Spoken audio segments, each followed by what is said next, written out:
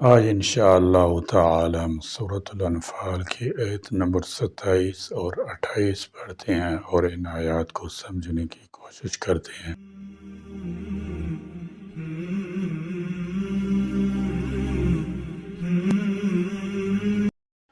اعوذ باللہ من الشیطان الرجیم، بسم اللہ الرحمن الرحیم۔ یا ایہا الذین آمنوا لا تخونوا اللہ والرسول وتخونوا اماناتکم وانتم تعلمون واعلموا انما اموالکم واولادکم فتنہ وَأَنَّ اللَّهَ عِندَهُ أَجْرٌ عَظِيمٌ۔ یا ایہا الذین، اے وہ لوگو جو آمنو ایمان لائے ہو، لا تخونو مت تم خیانت کرو، اللہ کی، والرسول اور اس کے رسول کی۔ فرمایا یا ایہا الذین آمنوا لا تخونوا اللہ والرسول۔ امانتوں میں خیانت کا دائرہ بہت وسیع ہے، اس سے وہ تمام ذمہ داریاں اور عہد معاہدے مراد ہیں جو اللہ تعالیٰ یا بندوں سے کیے گئے ہوں، صلح ہو یا جنگ، اور نکاح وغیرہ بھی اس میں شامل ہیں۔ ایک دوسرے کے ذاتی راز اور فوجی راز بھی امانت ہیں۔ حاطب بن ابی بلتہ نے فتح مکہ سے پہلے ایک عورت کو خط دے کر مکہ بھیجا تھا، جس میں اہل مکہ کو رسول اللہ صلی اللہ تعالی علیہ وسلم کے حملے کے ارادے سے آگاہ کیا تھا، اور اس پر اللہ کی طرف سے تنبیہ ہوئی تھی۔ اللہ اور رسول کے حقوق میں خیانت یہ ہے کہ جلوت میں اللہ اور رسول صلی اللہ تعالی علیہ وسلم کا تابعدار بن کر رہے، اور خلوت میں اس کے برعکس معصیت کار۔ اس طرح یہ بھی خیانت ہے کہ فرائض میں سے کسی فرض کا ترک اور نواہی میں سے کسی بات کا ارتکاب کیا جائے۔ حضرت ابن عباس رضی اللہ تعالی عنہ فرماتے ہیں، امانتوں سے مراد وہ اعمال ہیں جو اللہ تعالی جل شانہ نے بطور امانت ہم پر لازم کی ہیں، اور وہ فرائض ہیں، پس ان کو نہ توڑو۔ کلبی کہتے ہیں اللہ تعالیٰ اور اس کے رسول صلی اللہ تعالی علیہ وسلم سے خیانت کا مطلب احکام کی نافرمانی ہے۔ وَتَخُونُوا، اور نہ تم خیانت کرو، اماناتکم، اپنی آپس کی امانتوں میں۔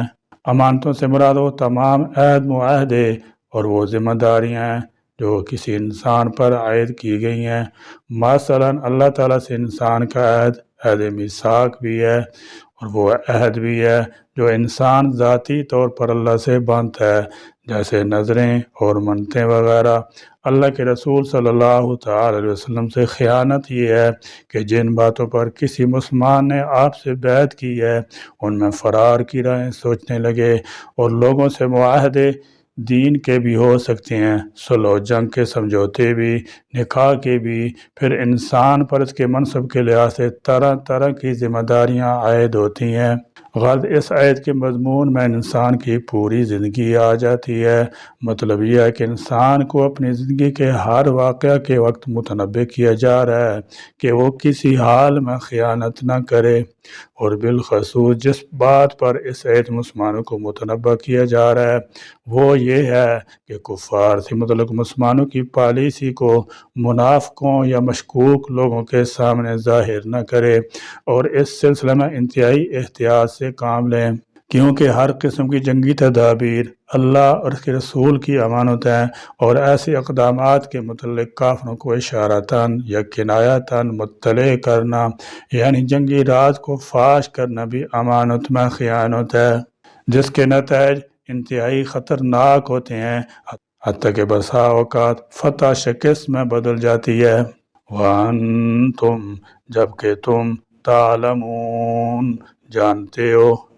ارشاد ربانی ہے، یا ایھا الذین آمنوا لا تخونوا اللہ والرسول، اے اہل ایمان، اللہ اور رسول کے ساتھ خیانت نہ کرو اور نہ اپنی آپس کی امانتوں میں جان بوجھ کر خیانت کا ارتکاب کرو۔ اس آیت میں یہ بات بھی توجہ طلب ہے کہ اس میں اللہ اور رسول کے ساتھ خیانت کی ممانعت مقدم ہے۔ اس سے یہ نقطہ اخذ ہوتا ہے کہ اللہ اور رسول کے ساتھ خیانت اللہ کے بندوں کے ساتھ خیانت کا پیش خیمہ بنتی ہے۔ ایک ماہر علم قرآن نے اسی آیت کے حوالے سے بجا تعریف فرمایا، اللہ کے بندوں سے خیانت کی راہ اللہ اور رسول سے خیانت کی راہ سے ہو کر گزرتی ہے۔ اللہ اور رسول کے ساتھ خیانت نہ کرنے والا بندگان خدا سے بھی خیانت نہیں کر سکتا۔ امانت کی طرح خیانت کی بھی مختلف صورتیں ہیں۔ یہ بات قابل غور ہے کہ قرآن کریم میں جہاں امانت کی ادائیگی کا تاکیدی حکم ہے، وہاں لفظ امانات جمع استعمال ہوا ہے، اور جن آیات میں امانت کی ادائیگی اہل ایمان کے ایک امتیازی وصف کے طور پر بیان ہوئی ہے، ان میں بھی امانات ہی مذکور ہے، اور جہاں جہاں امانت میں خیانت کی ممانعت وارد ہوئی ہے وہاں بھی جمع ہی مستعمل ہے۔ اس سے یہ پہلو سامنے آتا ہے کہ امانت کی مختلف صورتیں ہیں، اسی طرح اس کی ضد یعنی خیانت کی بھی مختلف قسمیں ہیں، اور یہ تمام کی تمام ممنوع ہیں۔ ان میں دو سب سے بڑی یا بدترین قسم کی خیانتیں اور اللہ رسول اللہ کے بندوں کے ساتھ خیانت ہے۔ ان کے علاوہ خیانت کی اور جتنی شکلیں ہیں وہ سب کسی نہ کسی طور پر ان میں سے کسی ایک سے تعلق رکھتی ہیں۔ اردو تفاسیر میں اللہ اور رسول کے ساتھ خیانت کا مفہوم جو کچھ بیان کیا گیا ہے اس کا خلاصہ یہ ہے: اللہ کے حکموں کو توڑنا، کتاب الہی کی ہدایات کی خلاف ورزی کرنا، اور روزمرہ زندگی میں سنت رسول پر عمل سے انحراف کرنا۔ بعض مفسرین کے یہاں اس کی ایک تعبیر یہ بھی ملتی ہے کہ ظاہر میں تو حکم الہی پر پابند رہا جائے لیکن پوشیدہ طور پر یا تنہائی میں اس کی خلاف ورزی کی جائے، اسی کا نام خیانت ہے۔ ان سب تشریحات کا مقصد یہ ہے کہ اللہ اور رسول کے ساتھ خیانت سے مراد ہے ایمان کے تقاضوں کو پورا نہ کرنا، اللہ کے حکموں کو توڑنا، روزمرہ زندگی کے معاملات میں کتاب الہی کی ہدایات، اللہ کے رسول کی تعلیمات پر عمل نہ کرنا، اور اللہ اور رسول اور مسلمانوں کے دشمنوں کو خفیہ طور پر مدد بہم پہنچانا یا مسلمانوں کے اجتماعی مفاد کے خلاف کام کرنا۔ جہاں تک آیت میں مذکور آپس میں امانتوں میں خیانت کا تعلق ہے، اس میں وہ تمام معاملات آتے ہیں جن کا تعلق حقوق العباد یا اللہ کے بندوں کے حقوق سے ہے۔ ان حقوق کی عدم ادائیگی یا ادائیگی میں غفلت، کوتاہی اور خیانت ہے۔ اسی طرح کوئی کام یا ذمہ داری کسی کے سپرد ہو اسے نہ انجام دینا یا اس میں لاپرواہی برتنا خیانت ہے۔ اللہ کے بندوں کے حقوق کی عدم ادائیگی سے خیانت کی جو مختلف شکلیں ظہور میں آتی ہیں ان کی ایک جامع تعبیر علامہ سید سلیمان ندوی رحمۃ اللہ تعالی علیہ کے ان الفاظ میں ملتی ہے: ایک کا جو حق دوسرے کے ذمہ واجب ہو اس کی ادا کرنے میں ایمانداری نہ برتنا خیانت اور بددیانتی ہے۔ عام مسلمانوں ائمہ وقت اپنے متفقہ قومی ملی مسائل کے خلاف قدم اٹھانا بھی ملت سے بددیانتی ہے۔ دوست ہو کر دوستی نہ نبھانا بھی خیانت ہے۔ بیوی میاں کی وفاداری نہ کرے تو یہ بھی خیانت ہے۔ دل میں کچھ رکھنا اور زبان سے کچھ کہنا اور عمل سے کچھ اور ثابت کرنا بھی خیانت ہے۔ اسلام کی اخلاقی شریعت میں یہ ساری خیانتیں یکساں ممنوع ہیں۔ یہ امر ظاہر ہے کہ جو شخص اللہ اور رسول پر ایمان رکھتا ہے وہ اللہ سے کیے گئے عہد کا پاس یاد رکھے گا اور اس کی عنایت کردہ نعمتوں کو امانت سمجھ کر ان کی قدر کرے گا اور خالق حقیقی کا شکر بجا لائے گا، اور وہ اس کے بندوں کے ساتھ بھی امانت داری، دیانتداری کا معاملہ کرے گا، ان کے ساتھ بے وفائی یا غداری کا معاملہ کر کے انہیں تکلیف نہیں پہنچائے گا۔ واقعہ یہ ہے کہ جس کسی کے قلب میں بھی اللہ تعالیٰ کی عظمت و محبت جا گزین ہوگی، وہ اس کے بندوں کے ساتھ کوئی ایسا معاملہ نہیں کر سکتا جو ان کے لیے تکلیف دہ ثابت ہو۔ اس سے کون انکار کر سکتا ہے کہ خیانت و بددیانتی باہر صورت لوگوں کے لیے زحمت، مضرت اور دل آزاری کا باعث بنتی ہے۔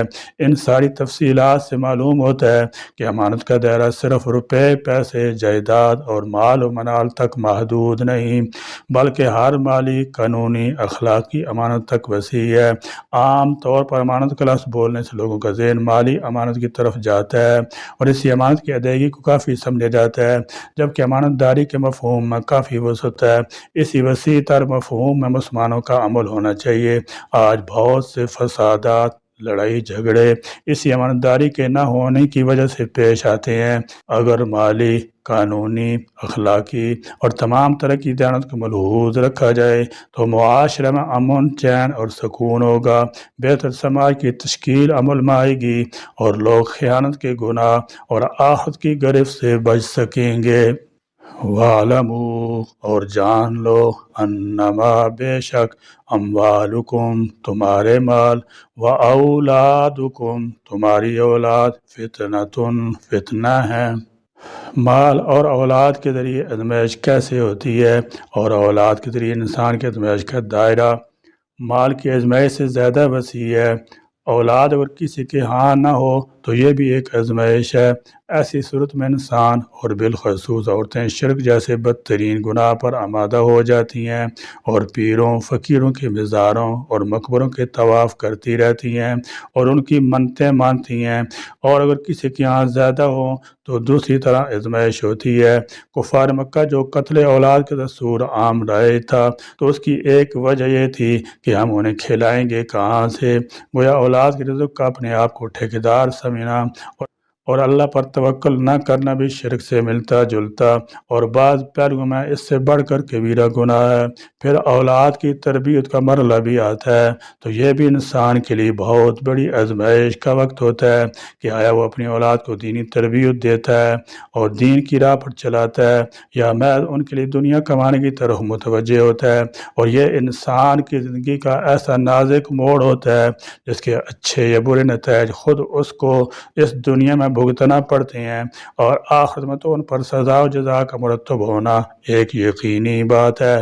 پھر اس کے بعد اولاد کی آرزوؤں کی تکمیل کا مرحلہ، پھر ان کی شادی اور شادی کے ساتھ رشتہ کے انتخاب کا مرحلہ آتا ہے کہ وہ کس قسم کا رشتہ اپنے بیٹے یا بیٹی کے لیے پسند کرتا ہے، اور یہ بھی ایسا مرحلہ ہوتا ہے جس کے نتائج انتہائی دور رس ہوتے ہیں۔ اور ایسی مرحلہ سے معلوم ہوتا ہے کہ کوئی شخص اپنی دینداری کی دعوت میں کس حد تک سچا اور مخلص ہے اور اسے اللہ اور اس کے رسول سے کس قدر محبت ہے۔ مختصر یہ کہ اولاد کا فتنہ ایسا فتنہ ہے جس کے ذریعے انسان کی ہر وقت آزمائش ہوتی رہتی ہے۔ پھر بعض دفعہ مال اور اولاد دونوں کے فتنے ایک فتنے میں مشترک ہو جاتے ہیں۔ وَأَنَّ اور بلا شبہ اللہ عندہ اس کے ہاں اجر ہے عظیم بہت بڑا۔ مال اللہ تعالیٰ کی ایک نعمت بھی ہے جس کے ذریعے انسان کی بے شمار دینی دنیوی ضروریات پوری ہوتی ہیں، لیکن یہی مال امتحان اور آزمائش بھی ہے، اور کبھی یہی مال کسی کے لیے فتنہ یا فساد کا سبب بھی بن جاتا ہے۔ یعنی مال رحمت بھی ہے اور زحمت بھی۔ خیانت اکثر مال اور اولاد کی محبت کی وجہ سے کی جاتی ہے۔ اکثر لوگ اولاد کی خاطر مال کے حصول میں خیانت کے مرتکب ہوتے ہیں، جو کہ بہت بری بات ہے۔ اس کی وجہ یہ بیان فرمائی، وَاعْلَمُوا أَنَّمَا أَمْوَالُكُمْ وَأَوْلَادُكُمْ فِتْنَةٌ تمہارے مال اور اولاد خدا تعالیٰ کی جانب سے فتنہ کا باعث ہیں۔ ان چیزوں کے ذریعے اللہ تعالیٰ تمہیں آزمانا چاہتا ہے۔ حضرت کعب بن عیاض رضی اللہ تعالیٰ عنہ فرماتے ہیں کہ میں نے رسول کریم صلی اللہ تعالیٰ علیہ وسلم کو یہ فرماتے ہوئے سنا کہ اللہ تعالیٰ کی طرف سے ہر امت کے لیے کوئی نہ کوئی فتنہ اور آزمائش ہے جس میں اس امت کے لوگوں کو مبتلا کر کے ان کو آزمایا جاتا ہے۔ چنانچہ میری امت کے لیے جو چیز فتنہ اور آزمائش ہے وہ مال اور دولت ہے۔ حدیث مبارکہ کی وضاحت سے قبل لفظ فتنہ کی تعریف اور اس کی اقسام کو سمجھ لیں۔ فتن جمع فتنتن کی ہے، ابتلا، امتحان، انسان کا اچھی حالت سے بری حالت میں آنا، کسی کی طرف میلان اور خود پسندی، یہ سب میں نہیں آتے ہیں۔ اصطلاح شرع میں ہر ایسی چیز جو انسان کو اللہ تبارک و تعالیٰ سے غافل کر دے فتنہ کہلاتی ہے۔ مثال کے طور پر مال اور اولاد کو بھی خداوند تعالیٰ نے اپنی کتاب میں فتنہ کہا ہے، کیونکہ مال اور اولاد انسان کو یاد الہی سے غافل کر دینے میں نمایاں کردار ادا کرتے ہیں۔ انسان کے مقدر میں جتنا مال لکھ دیا گیا ہے اتنا ہی اس کو ملے گا۔ شیخ عبد القادر جیلانی رحمۃ اللہ تعالی علیہ فرماتے ہیں، اے انسان اس بات کو جان لے کہ جو چیز تیری قسمت میں لکھی جا چکی ہے وہ ہر حال میں تجھے ملے گی، خواہ تو طلب سوال کی راہ اختیار کر یا اس کو ترک کر دے، اور جو چیز تیری قسمت میں نہیں لکھی وہ تجھ کو کسی حالت میں نہیں ملے گی، خواہ تو اس کی طلب کی کتنی حرص رکھے اور اس کو حاصل کرنے کے لیے کتنی صحیح کوشش اور محنت مشقت برداشت کرے۔ لہذا تجھے جو کچھ مل جائے اس پر شاکر صابر رہ، ہر جائز و حلال چیز کو حاصل کرنا ضروری سمجھ اور اپنی قسمت پر راضی اور مطمئن رہ تاکہ رب ذوالجلال تجھ سے راضی و خوش ہو۔ یہ بات یاد رکھی جائے کہ مال و دولت کے سلسلے میں جو چیز مذموم ہے وہ مال و دولت کی محبت اور دنیا داری میں مبتلا ہونا اور اپنی چادر سے باہر پیر پھیلانا ہے۔ یہ خصلت انسان کو مال کا بندہ بنا دیتی ہے کہ اس کی ہر صحیح اور جدوجہد کا محور، اس کی ہر تمنا خواہش کا مرکز اور اس کے ہر فعل اور عمل کی بنیاد صرف مال اور زر ہوتا ہے۔ ہمیں مال کا نہیں اللہ کا بندہ ہونا چاہیے۔ مالداری بذات خود کوئی مذموم چیز نہیں ہے۔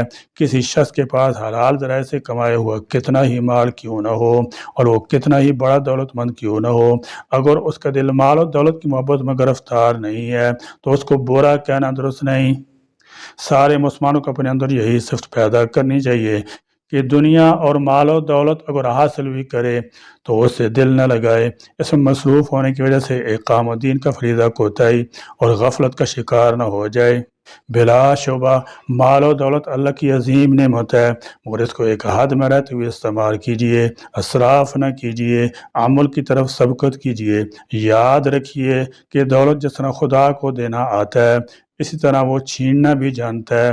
دولت پر اعتماد کرتے ہوئے اگر رب کو فراموش کر دیا، تواضع و انکساری کی بجائے کبر نخوت دماغ میں پیدا کر لی گئی تو پھر خدا کی گرفت سے دنیا کی کوئی طاقت نہیں بچا سکتی۔ اس صحیح میں اللہ تعالیٰ نے مسلمانوں سے فرمایا کہ اللہ تعالیٰ نے مال و دولت اور اولاد کی جو نعمتیں تمہیں عطا کی ہیں وہ تمہارے لیے ایک آزمائش ہیں، تاکہ اللہ تعالیٰ اس کے ذریعے یہ ظاہر فرما دے کہ تم مال اور اولاد میں اللہ تعالیٰ کے حقوق کس طرح ادا کرتے ہو، اور اللہ تعالیٰ کے احکامات پر عمل کرنے میں مال اور اولاد کی محبت تمہارے لیے رکاوٹ بنتی ہے کہ نہیں۔ اور اس بات پر یقین رکھو کہ اپنے مال اور اولاد میں جتنا تم اللہ تعالیٰ کے احکام پر عمل کرتے ہو اس کا ثواب اللہ عز و جل ہی کے پاس ہے، لہذا تم اللہ تعالیٰ کی اطاعت کرو تاکہ آخر میں تمہیں بے شمار اجر دیا جائے۔ اللہ تعالیٰ جل شانہ ہمیں مال اور اولاد کی فتنہ سے محفوظ فرمائیں، اور اللہ تعالیٰ ہمیں اپنی دنیا اور آخری فکر کرنے کی توفیق عطا فرمائیں۔ آمین۔ وآخر دعوانا الحمد للہ رب العالمین۔